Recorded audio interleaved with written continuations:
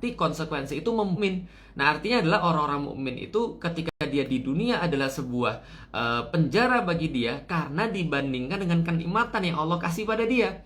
Karena itulah Rasulullah Shallallahu Alaihi Wasallam selalu mengajarkan agar kita tuh di dunia biasa aja. Kenapa? Karena ini bukan tempat kita, ini bukan kampung kita. Kampung kita adanya di akhirat yang harus kita persiapkan. Maka Abu Bakar senantiasa berdoa, ya Allah, jangan engkau jadikan dunia ini menjadi sebuah sesuatu yang saya simpan di dalam hati saya. Tapi jadikanlah dunia ini cuma saya genggam saja. Cuma saya genggam dengan tangan saya yang bisa saya lepas ataupun bisa saya genggam kapanpun saya mau. Tapi kalau dia sudah masuk dalam hati saya, maka dia akan bersarang di situ. Dan kalau dia hilang, saya akan sakit hati. Kalau misalnya dia ada, saya akan merasa senang berlebih. Maka saya tidak mau itu. Al-Quran mengatakan, kalau itu cuma soalan dunia, kalau dia dapat, jangan terlalu senang. Kalau dia hilang, jangan terlalu sedih. Inilah maksudnya menggenggam dunia saja. Karena kalau perlu dilepas, ya lepas. Kalau Allah minta ilangin, ya ilangin. Kalau Allah misalnya kasih, ya kita ambil. Tapi kalau misalnya Allah nggak kasih pun, kita nggak gerutu. Kenapa? Bukan di sini tempat kita. Mengenai kemudian sikap manusia di dunia ini, bagaimana dia memperlakukan dunia, maka Rasul memberikan sebuah contoh yang luar biasa lagi. Rasulullah pernah mengatakan pada para sahabat, dunia ini bagi kalian. Semua kenikmatan dunia ini, kata Rasulullah Shallallahu Alaihi Wasallam, dari zaman yang paling awal sampai dengan zaman yang paling akhir manusianya, itu tidak lebih daripada yang Allah rasakan itu seperti kalian ketika pergi ke lautan. Kemudian perhatikan, ketika kalian memasukkan telunjuk ke dalam laut itu, lalu kalian angkat, kata Rasulullah, telunjuk itu, maka perhatikan berapa banyak air yang bisa kalian ambil. Setetes, 2 tetes, 3 tetes yang paling maksimal. Maka yang menetes dari telunjuk kita itulah adalah kenikmatan yang Allah sediakan di dunia. Jadi kenikmatan yang Allah sediakan di dunia hanya seperti yang mampu kita ambil dari telunjuk kita itu. Sementara kata Rasulullah, sedangkan yang Allah tahan nanti di akhirat bagi kalian orang-orang mukmin itu seperti luasnya samudra itu dan air-airnya. Maka air-air yang ditahan oleh Allah ibaratnya, kalau kenikmatan dunia yang dibagi pada seluruh manusia itu ibarat beberapa tetes yang mampu kita angkat daripada tangan kita itu, tapi yang Allah tahan di akhirat bagi orang-orang mukmin itu nggak dibayangin. Itu seperti lautan yang ditinggalkan itu. Jadi kalau Anda mau ngitung, silakan hitunglah ya berapa kubik air, berapa kubik air yang ada di lautan seluruh dunia dibandingkan dengan yang Anda bisa angkat. Maka kata Rasulullah, pantas nggak sih, seolah-olah kata Rasul gini, seolah-olah kata beliau, pantas nggak sih kita itu sedih dengan yang setetes itu, atau merasa terlalu senang dengan yang setetes itu, sementara kita melupakan yang lautan. Jadi kalau kita ngelihat sultan-sultan zaman sekarang, dalam tanda kutip sultan-sultan zaman sekarang, pantas nggak sih kita iri dengan apa yang Allah kasih pada seluruh manusia, yang cuma beberapa tetes itu dibagi pada seluruh manusia, sementara di sisi Allah ada banyak kenikmatan yang kita abaikan semuanya itu. Kita pengen dapat kayak gitu, sampai pengennya kita itu kita berbuat maksiat. Sampai kita berebutan yang setetes, 2 tetes, 3 tetes itu, sampai kita menghina orang lain. Sampai kita nggak peduli lagi dengan agama. Kerja keras, banting tulang, kepala jadi kaki, kaki jadi kepala. Senggol kiri, sikut kanan, jilat ke atas, injek ke bawah. Cuma untuk dapat seberapa tetes itu. Dan kita melupakan yang Allah sediakan itu. Pantas nggak sih? Seolah-olah kata Rasul begitu. Maka dunia itu bagi para sahabat itu seperti apa? Oh, seperti beberapa tetes yang mampu kita ambil. Dan mereka senantiasa mikir, kalau kita merasa senang dengan beberapa tetes itu saja, harusnya kita lebih merasa senang dengan yang Allah sediakan bagi orang-orang mukmin ketika di lautan itu tadi. Maka mereka nggak pernah lupa daratan, tapi mereka tidak hanya tidak lupa daratan, tapi mereka tidak lupa lautan yang sudah Allah sediakan, berupa perumpamaan kenikmatan bagi mereka yang Allah sediakan di surga kelak nanti ketika berjumpa dengan Allah Subhanahu wa taala. Maka wajar saja suatu waktu ketika perang Uhud itu ada seorang sahabat namanya Hanzalah. Hanzalah ini diceritakan sahabat yang yang tidak terlalu tampan wajahnya dibandingkan dengan sahabat-sahabat yang lain, apalagi seperti Mus'ab bin Umair gitu ya. Nah, maka kemudian Hanzalah ini walaupun dia tidak terlalu tampan, akhirnya dia nikah juga. Nah, ternyata ketika dia lagi malam-malam pengantin itu ada seruan jihad. ada seruan jihad, perang Uhud, maka dia langsung bergegas, langsung kemudian pergi untuk ke jihad, ke perang Uhud. Kemudian disitulah dia menemui ajalnya. Di situ dia menemui ajalnya, dia meninggal dalam keadaan syahid tentu saja. Ketika dia meninggal dalam keadaan syahid, Rasulullah Shallallahu Alaihi Wasallam yang meninjau kemudian korban-korban pada saat perang Uhud pada saat itu, kemudian dia bilang pada para sahabat, tahu nggak? Saya tuh ngeliat Hanzalah itu mayatnya dimandikan malaikat. Coba kalian tanya sama keluarganya, kenapa Hanzalah tuh bisa dimandiin malaikat? Ya Rasul udah tahu gitu maksudnya. Cuman para sahabat, dimandikan malaikat? Ya Rasulullah, bukankah orang yang jihad itu tidak perlu lagi dimandikan? Rasulullah bilang, iya, makanya coba kalian tanya sama keluarganya. Kenapa dia kenapa dia bisa dimandikan oleh malaikat? Maka para sahabat nanya pada keluarganya, nanya pada istrinya. Istrinya jawab, iya, gini loh ceritanya.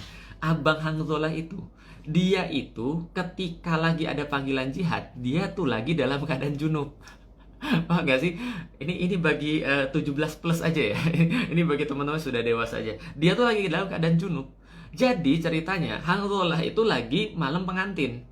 Lalu kemudian mendengarkan panggilan jihad. Ketika mendengarkan panggilan jihad, dia langsung pergi. Lah, saya bayangin Hanzalah tuh mikirnya begini. Ya Allah ya Rob, andaikan dunia dan kenikmatan itu seperti setetes, 2 tetes, 3 tetes air yang diambil sementara Allah tahan itu selautan itu, maka dia mikir gini, ya Robbi, ini aja malam pengantin yang baru setetes aja sudah kayak gini, apalagi Allah sediakan yang selautan. Maka dia langsung gak sabar untuk mendapatkan yang selautan itu tadi. Maka dia langsung buru-buru, gak sempat mandi wajib. Ketika nggak sempat mandi wajib, langsung pergi jihad. Karena yang kebayang adalah lautan yang Allah sediakan bagi dia itu. Sementara yang baru dia cicipin yang setetes, 2 tetes, 3 tetes itu dilupakan semua sama dia. Maka langsung dia pergi berjihad, syahid di situ. Karena itulah dia dimandikan malaikat. Oh, para sahabat akhirnya tahu. Karena dia nggak sabar dengan yang selautan itu. Ini adalah mentalnya kaum muslimin. Jadi artinya mentalnya kaum muslimin, dia tidak memandang rendah dunia. Walat tansa bahkan minat dunia. Dia tahu memang betul kita itu adalah diciptakan oleh Allah untuk darul akhirah, untuk negeri akhirat. Tapi dia tahu juga dia tidak boleh melupakan dunia. Tapi ketika dia mendapatkan kenikmatan dunia, dia selalu relate, ya Allah ya Rob, makan mie paling enak tuh ternyata kayak gini ya. Kalau gitu bagaimana dengan hidangan-hidangan di surganya Allah? Oh, ternyata kenikmatan punya anak tuh kayak gini ya. Bagaimana ketika nanti di surganya Allah? Kenikmatan punya istri tuh kayak gini ya. Bagaimana kenikmatan di surganya Allah? Makanya jomblo tuh segera menikah. Kenapa? Saya khawatir kalau Anda jomblo-jomblo itu tidak menikah, nanti Anda masuk surga, itu bidadari nggak ada yang mau sama Anda. Loh kenapa gitu? Bidadarinya ngomong, dia di dunia aja nggak lulus, apalagi di surga. Di dunia aja dia nggak laku, apalagi di surga. Enggak. Guyon ya. Sorry.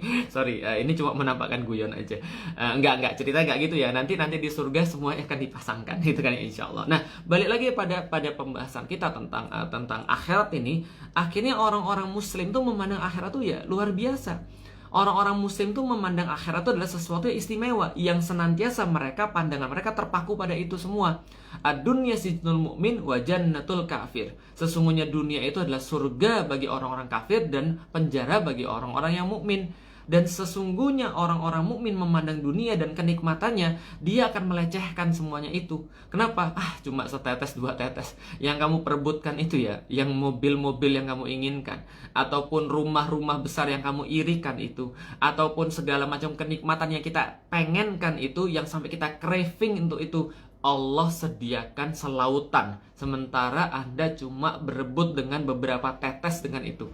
Ini adalah cara pandang seorang mukmin ketika melihat kenikmatan dunia, sehingga dia tidak mudah silau dengan dunia. Dia tidak mudah gumun dengan dunia.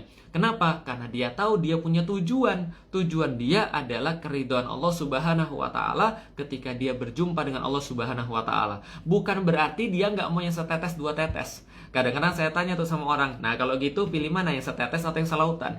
Yang lain bilang selautan. Ya kalau saya pilih dua-duanya. Yang setetes saya juga mau, yang selautan saya juga mau. Nah bisa nggak? Bisa banget di dalam Islam. Karena itulah Islam menyediakan sebuah cara bagaimana doa kita gitu loh, maksudnya Rabbana atina fid dunya hasanah wa fil akhirati hasanah wa qina adzabannar. Ya Allah, saya pengen sebagian kecil daripada yang Engkau sediakan kenikmatan di dunia, jangan sampai luput semua ya Allah. Saya pengen segala macam ketenangan, kebahagiaan, kesenangan di dunia, tapi yang paling saya pengen tuh adalah akhirat, gitu kan ya. Yang paling saya pengen tuh adalah kenikmatan akhirat itu, yang selautan itu jangan sampai lepas. Jadi pikiran kaum muslimin adalah, kalau dikasih di dunia, alhamdulillah ya Allah. Kalau enggak, jangan sampai lepas yang di akhirat.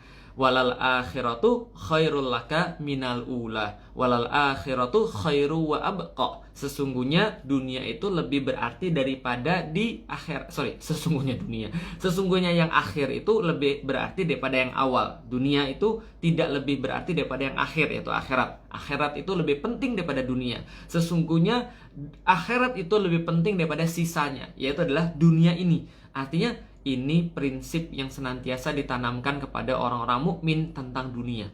Ini bukan tempat kita. Kalau Anda ngelihat orang-orang di dunia itu berlomba-lomba untuk mendapatkan 1, 2, 3 tetes, boleh nggak Anda mendapatkan itu? Boleh. Dan apalagi itu digunakan untuk dakwah, boleh banget. Tapi jangan sampai kalau Anda kalah perlombaan di dunia ini, jangan sampai Anda kalah perlombaan di akhirat. Itu maksudnya. Karena perlombaan di akhirat itulah yang kelak nanti akan memberikan kita kenikmatan yang lebih panjang dan kenikmatan yang lebih abadi. Artinya, kalau selama ini Anda cuma mikir tentang 1, 2, 3 tetes, dan itu pun berjibaku untuk 1, 2, dan 3 tetes itu, maka seperti apa yang Anda lakukan untuk supaya Anda bisa bisa berenang-renang di lautan, bisa untuk main-main air di lautan, bisa untuk happy, bisa untuk swimming di lautan. Nah, harusnya tentunya itu harus lebih tinggi lagi, harus lebih besar lagi, karena kenikmatan yang Allah sediakan di situ lebih besar dan lebih baik, insya Allah. Insya Allah kita akan bahas lanjut lagi tentang manusia dan perjalanan hidupnya, living the afterlife, menghidupi hidup setelah hidup. Dan sampai di titik ini kita sudah membahas bahwa dunia ini kayak sebuah safar, dunia ini kayak sebuah perjalanan. Kita sudah tahu bahwa kampung halaman kita itu seperti lautan yang Allah sediakan. Sementara di safar ini kita cuma dikasih sampel oleh Allah berupa setetes, 2 tetes, 3 tetes itu. Dan kita punya masa perantauan, dan kita tahu perantauan ini nggak nyaman karena seperti di penjara kalau dia seorang mukmin, dan dia tahu pasti akan berpisah, maka dia seorang mukmin tidak akan takut dengan kematian, karena kematian itu ibarat penghubung antara dia dengan kampung halamannya. Ibarat yuk kita suruh mudik gitu, misalnya kita mudik, ayo mudik. Nah, itu adalah kemudian kematian bagi mereka. Lalu kenapa orang-orang yang tidak mukmin justru menakuti kematian? Karena bagi mereka kematian adalah pemutus antara mereka dengan kenikmatan yang mereka cari, yaitu adalah dunia. Insya Allah di pertemuan yang ke depan kita akan bahas berapa lama sih kita sebenarnya merantau di dunia ini, dan berapa lama sebenarnya kita ada di dalam masa safar itu. Insya Allah kita akan lanjutkan dalam perjumpaan yang lain. Mudah-mudahan bermanfaat teman-teman sekalian. Assalamualaikum warahmatullahi wabarakatuh.